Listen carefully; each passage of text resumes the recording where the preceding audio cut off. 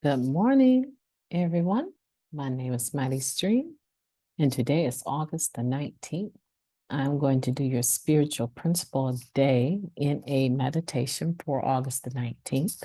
I'm brought to you by Hope Through Navigation, and this is our Hood Recovery Services. You can reach me at recoveryofhope21@gmail.com. I'm hoping that you're having a beautiful day. Let's go ahead and get into that reading. Let's see. Let me share the screen. And I believe I have it on photo. All right. August the 19th. Inclusiveness means any addict. All addicted persons are welcome and equal in obtaining the relief that they are seeking from their addiction. Every addict can recover in this program on equal basis. Taken from the basic text, chapter 6, tradition 3. Many of us who have been around NA for a little while have no doubt that the NA program is for any addict. Our literature and our traditions clearly state that any addict with a desire to stop using should be able to find a place in our fellowship.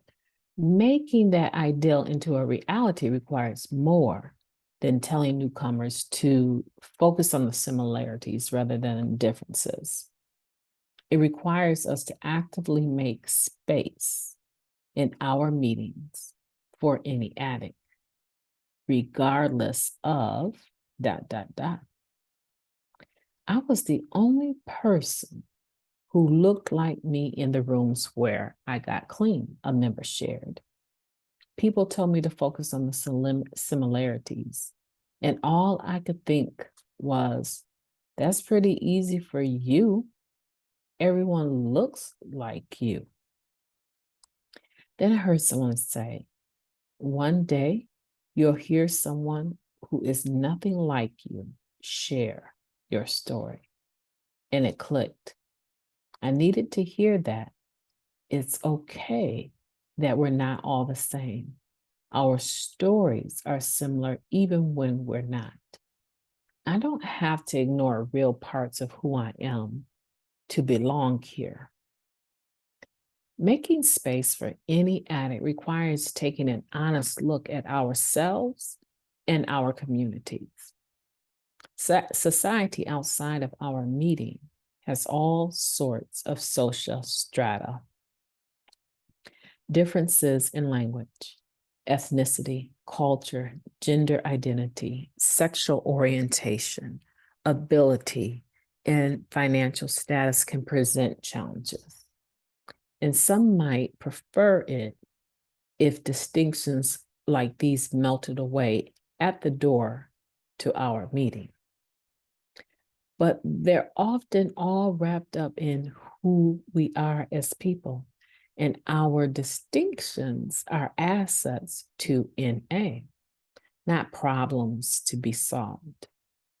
We can tell newcomers that our differences don't matter, but if our meetings are largely made up of people from similar backgrounds, it can look like NA is no more inclusive than the rest of society. When we share openly about our differences and encourage others to do so, too, our distinctions enrich the NA fellowship. Being who we are helps newcomers identify and relate and stay. Focusing on the similarities does not mean I need to ignore the differences. I will share honestly about who I am, differences and all, and honor the experiences of addicts who are not like me.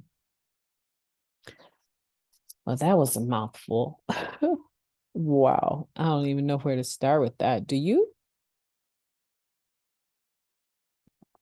I mean, really, we do say, right? We do honestly say all the time, focus on the similarities and not the differences. And I think sometimes what that means to the people that are in our meetings that are different is that don't pay attention to what you see as being different. Pay attention to the fact that you're an addict and you can seek recovery in this meeting just like anyone else. I don't think there's this intent to tell them, don't focus on the fact that you're female and this is a male dominated meeting. Like there's more men here all the time than there are women. Don't focus on that. I don't really think that that is our intention, but with this meditation, talking about inclusiveness, it is suggesting that it's possible that the newcomer might understand what we're saying the wrong way, right? They might say, okay, well, I mean, everyone here is male, and I am one of 3 females in this large meeting. And yeah, it's kind of obvious that it's a men's meeting. It feels that way. So how am I supposed to be able to get my recovery if I have to travel way out of my way to get to a meeting that has more women, right? So we're not dismissing the differences. I think that's important for us to say here.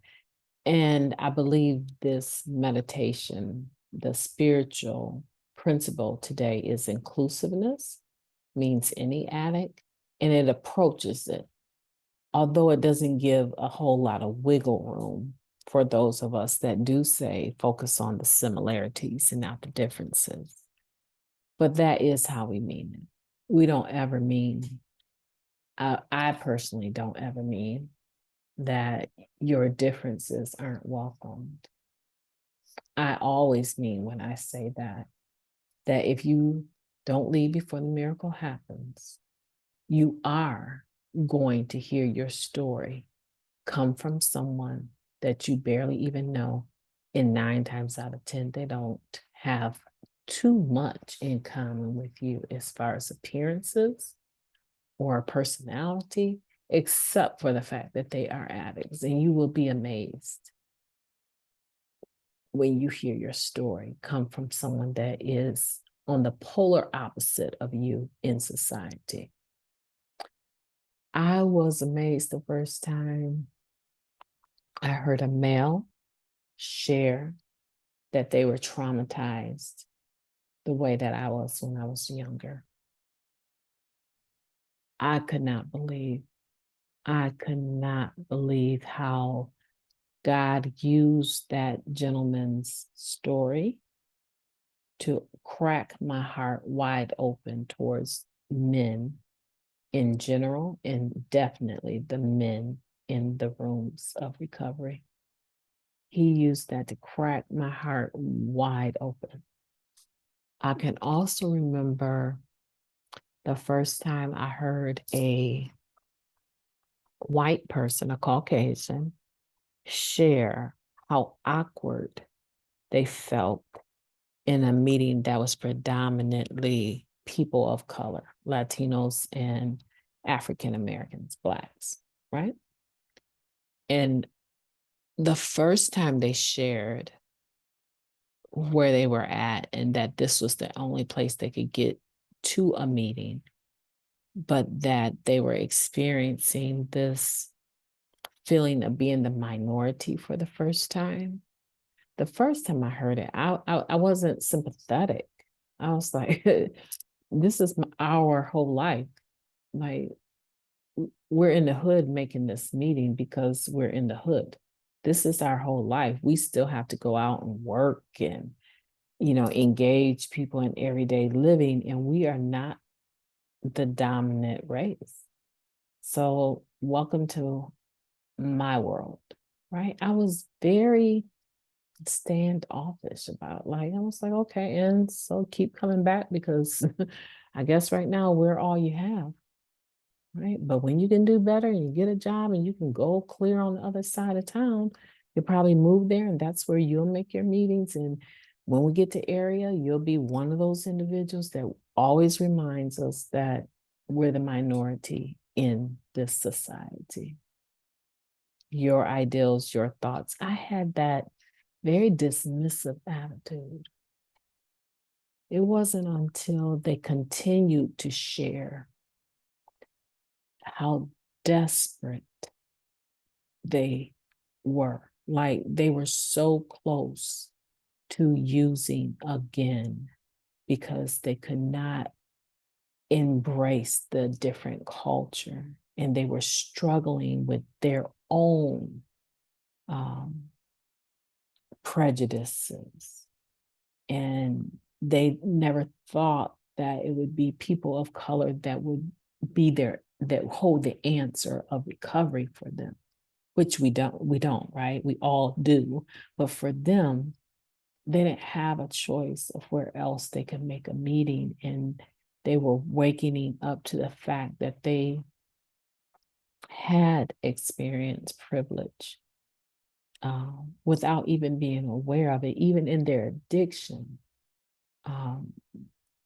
They didn't have the same depths of loss that people of color had experienced. And they were starting to share, like, they felt like, I don't say remorseful or anything, but they felt like this deep, deep understanding. They had a spiritual awakening of just how difficult something as simple as the color of your skin can actually make your life. And they were grateful, but they were also wrestling with this kind of guilt thing, and then convincing themselves that they deserved recovery. And I thought to myself, I would never discount my recovery because the people in the room didn't look like me. I would keep coming back and dare them to kick me out of that meeting. That's not going to happen. And when they shared just how close they were going back to using because they were so uncomfortable, my mind and my heart and my spirit cracked open for them. And I was like, don't let your standoffishness or your funky attitude, Mighty Stream, Miss Spiritual Woman of the Year, don't let your thinking be the reason why we lose this addict seeking recovery. And I started to share, and I started to reach out, and I started to embrace and invite into my life on a more personal level, even though it was somewhat uncomfortable. I started to do that, and I shared about being raised by a white man and a Black woman. And I shared about what it did to me to have my stepfather, my white stepfather, give me away at my wedding instead of my biological Black father, because he would show up once a year at least, but he wasn't raising me, right? He wasn't raising me. My daddy, my father, was this white man, and having him give me away to my husband meant everything to me. And did I feel my father's pain watching me walk down that aisle and seeing him and my stepfather, really not even my stepfather, the father that stepped up, right? Dance that first dance with me instead of him. Yeah, I felt that.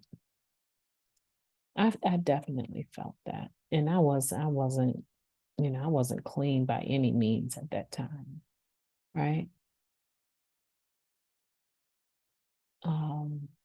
But I started to share how I felt and how I have been catapulted into society in places where I was always the odd man out. I was always the minority.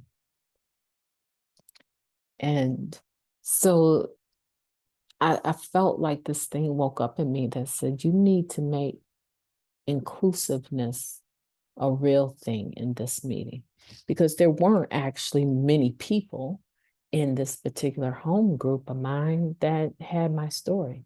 They did not. There were several people that could relate in a sense to mixed relationships, but there weren't very many at that time back in the early 90s that had been raised the way that I had been raised.